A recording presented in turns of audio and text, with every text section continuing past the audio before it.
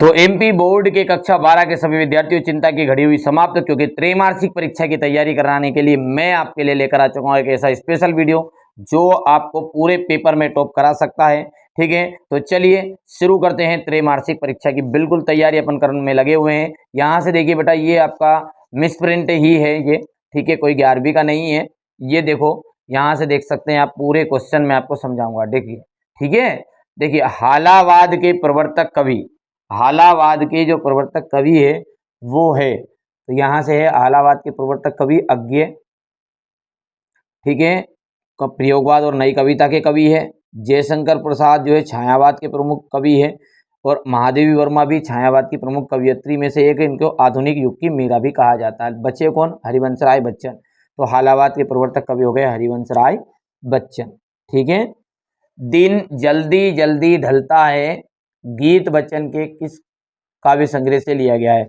निशा निमंत्रण, मधुशाला, मिलन यामिनी और मधुकलश और निशा निमंत्रण, ये क्या है? इनकी प्रमुख रचनाएं हैं।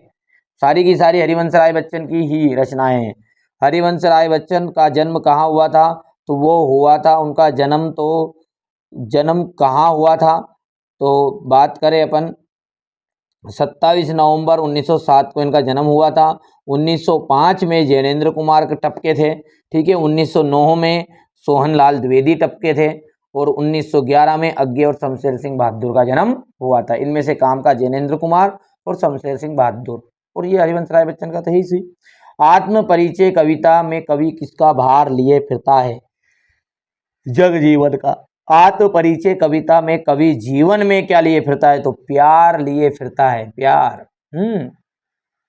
और अगला क्या है हमारा यहाँ पर? आत्म परिचय कविता में कवि बच्चन किसका पान लिए फिरता है? तो स्नेहसुरा का, यानी मदिरा का, दारू।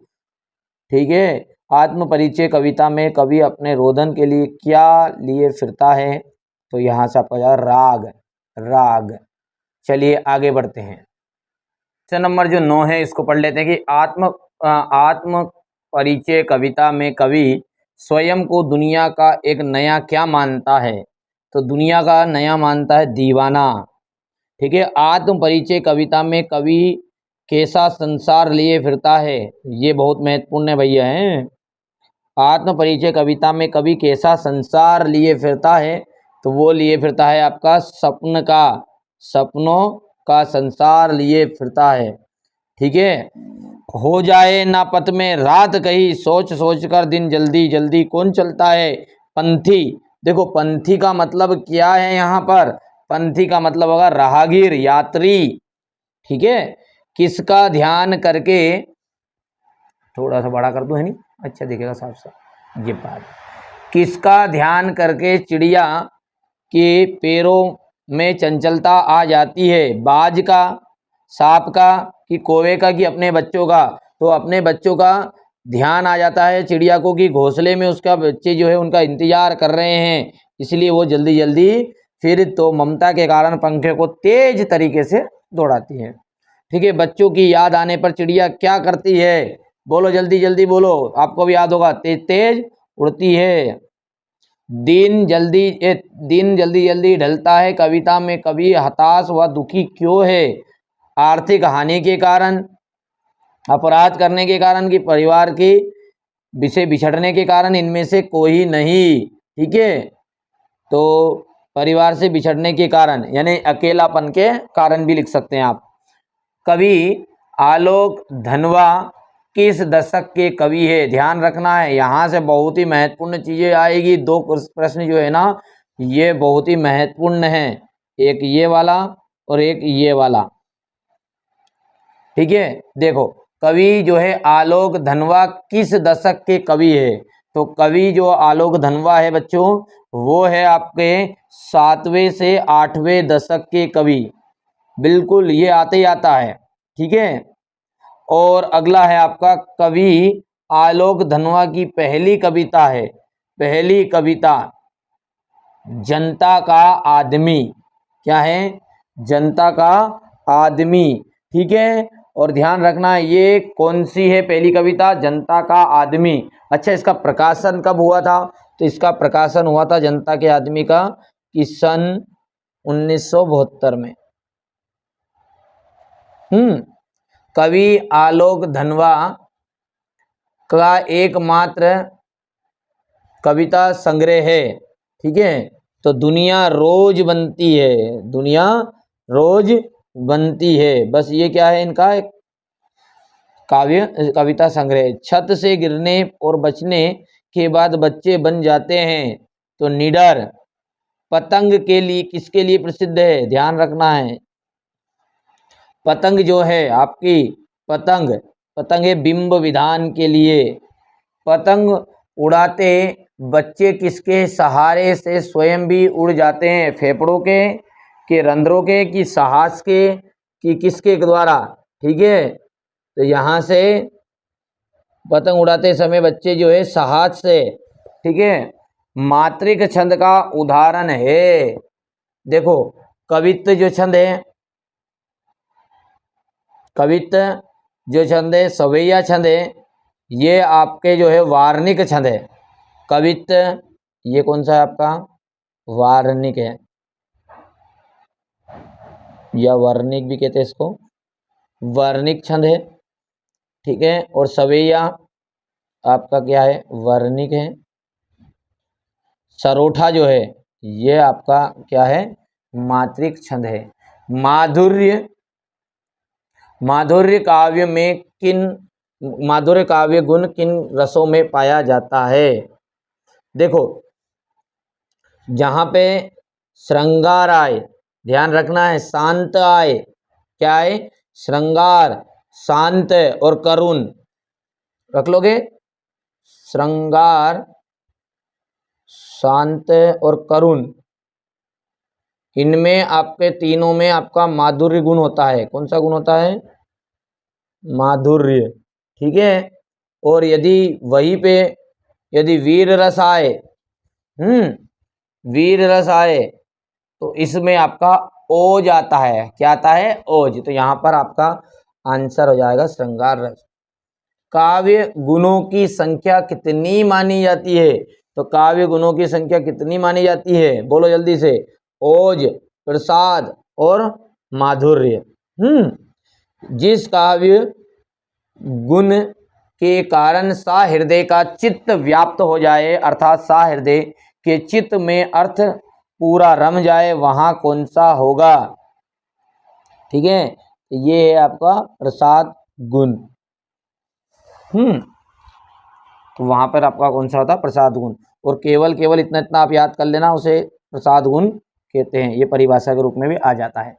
भक्तिन पाठ लिखा गया है, भक्तिन पाठ लिखा गया है किसमें है, ठीक है, यह है रेखा चित्र। ठीक है भैया, अच्छा भक्तिन का असली नाम क्या था, बता दो, याद है कि नहीं याद है, बोलो, लक्ष्मीन। भक्तिन का असली नाम याद रख लेना आप, ये आते आता है, भक्तिन का असली नाम क्या है, भक्तिन का असली नाम लक्ष्मीन। ठीक है, लक्ष्मीन, या फिर एक और दूसरा भी कह सकते अपन, लक्ष्मी। हो गया, हो गया इतना। चलिए आगे बढ़ते हैं और अगला पढ़ते हैं, यहां से थोड़ा सा छोटा कर देते हैं इसको। अब देखिए अगला क्वेश्चन पढ़ लेते हैं, उससे पहले मैं आपको बता दूं बच्चों, अभी तक आपने अपना app NCERT coaching app download नहीं किया है तो जरूर कर लीजिए, क्योंकि इसकी पीडीएफ जो है सॉल्यूशन विद सॉल्यूशन के साथ पूरी आपको वहीं पर मिलने वाली है। देखिए जिटोत का अर्थ है, जिटोत का मतलब होता है जेठ का पुत्र। क्या होता है, जेठ का पुत्र। अभी मैंने बताया तो सही कि लक्ष्मी, भक्तिन का वास्तविक नाम क्या था, असली नाम क्या था भक्तिन का, तो लक्ष्मीन था।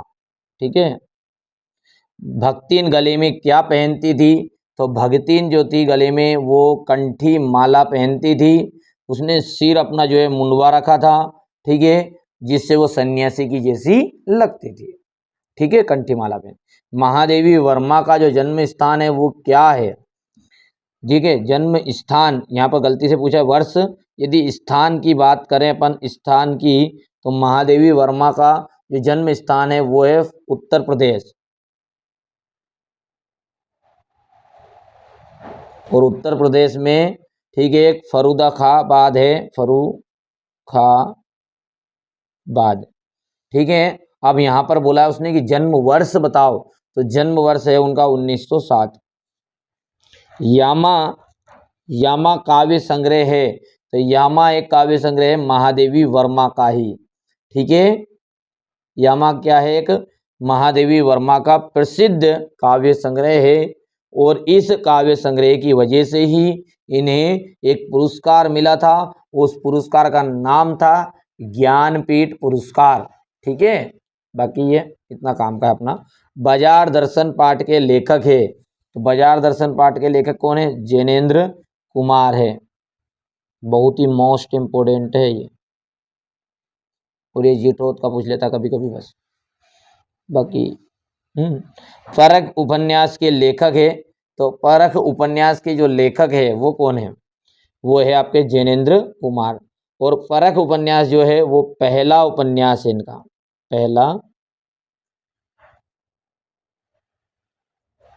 मतलब जैनेन्द्र कुमार का पहला उपन्यास कौन सा है, तो परख। बाजार दर्शन, बाजार दर्शन पाठ है, ये बहुत मोस्ट इम्पोर्टेंट है।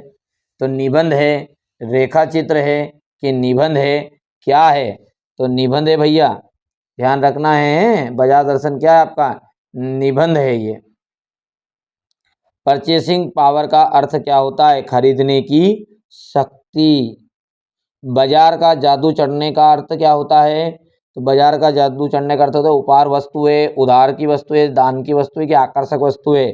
बाजार का जादू का मतलब होता है कि आकर्षक वस्तु है। बाजार दर्शन पाठ का केंद्रीय भाव, केंद्रीय भाव क्या है इसका, तो केंद्रीय भाव है बाजारवाद। काले मेघा पानी दे पाठ के लेखक, ध्यान रखना है बहुत इंपॉर्टेंट है, काले मेघा पानी दे पाठ के लेखक है धर्मवीर भारती। कौन है, धर्मवीर भारती। अच्छा, काले मेघा पानी दे, ये जो पाठ है, ये पाठ क्या है, विधा के अनुसार ये कौन है, ठीक है, संस्मरण विधा है ये।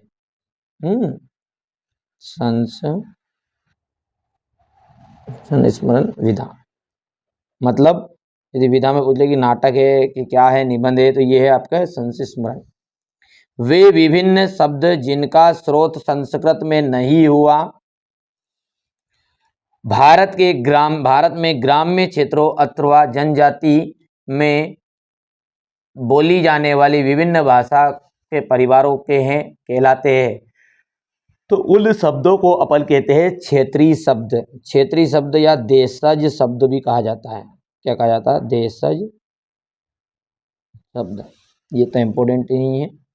निम्न में अवधारणा बोधक निपात शब्द नहीं है, ठीक कि लगभग कि करीब कि काश। काश, काश आज वर्षा होती, इस वाक्य में काश कौन सा निपात है, ठीक है, काश कौन सा निपात है, विस्मयी बोधक।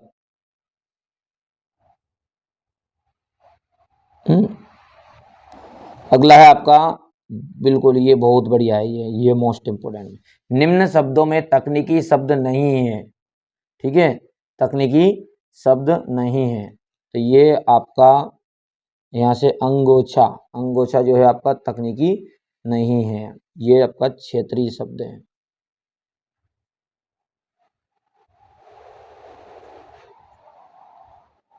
क्षेत्रीय शब्द है।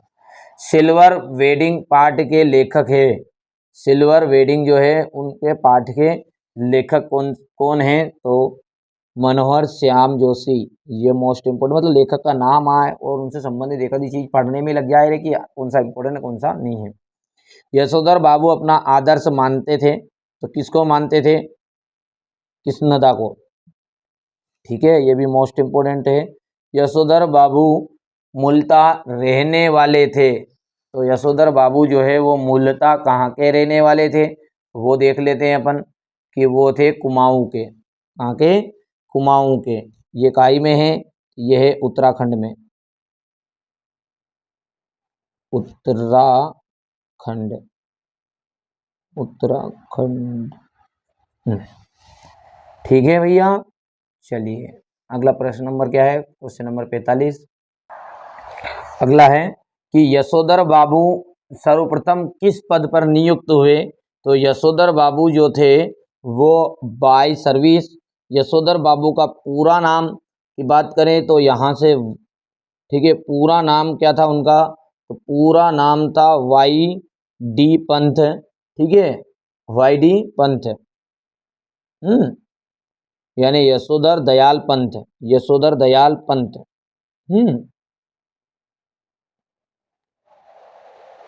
यशोधर, यहाँ लिख दूं के पूरा नाम भी, यशोधर दयाल पंत। लेखक ने यशोधर बाबू को कृष्णदा का कौन सा पुत्र कहा है। ठीक है, मानस पुत्र, ठीक है, मानस पुत्र। और यशोधर बाबू किस तरह के जीवन के पक्षधर थे, तो वो थे सादगी पूर्ण जीवन। टीवी पर प्रसारित खबरों में महत्वपूर्ण है, तो टीवी पर प्रसारित खबरें उनमें सबसे ज़्यादा महत्वपूर्ण है आपकी, तो विजुअल, बाइट, नेट, ये तीनों चीज़ें उपयुक्त होती तो उपयुक्त सभी आ जाएगा। रेडियो समाचार की भाषा ऐसी हो, कैसी होनी चाहिए कि जिसमें आम बोलचाल के शब्दों का प्रयोग किया गया हो। आधुनिक छापखाना का आविष्कार हुआ, आधुनिक छापखाने का आविष्कार हुआ था जर्मनी में,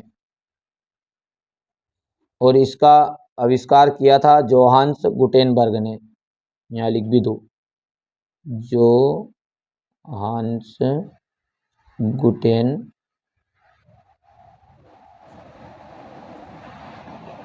ने। ठीक है, अब बच्चों यहाँ तक तो मैंने आपको सही विकल्प जो थे वो समझा दिए हैं। इसके आगे जो आएगा वो आएगा पर रिक्त स्थान।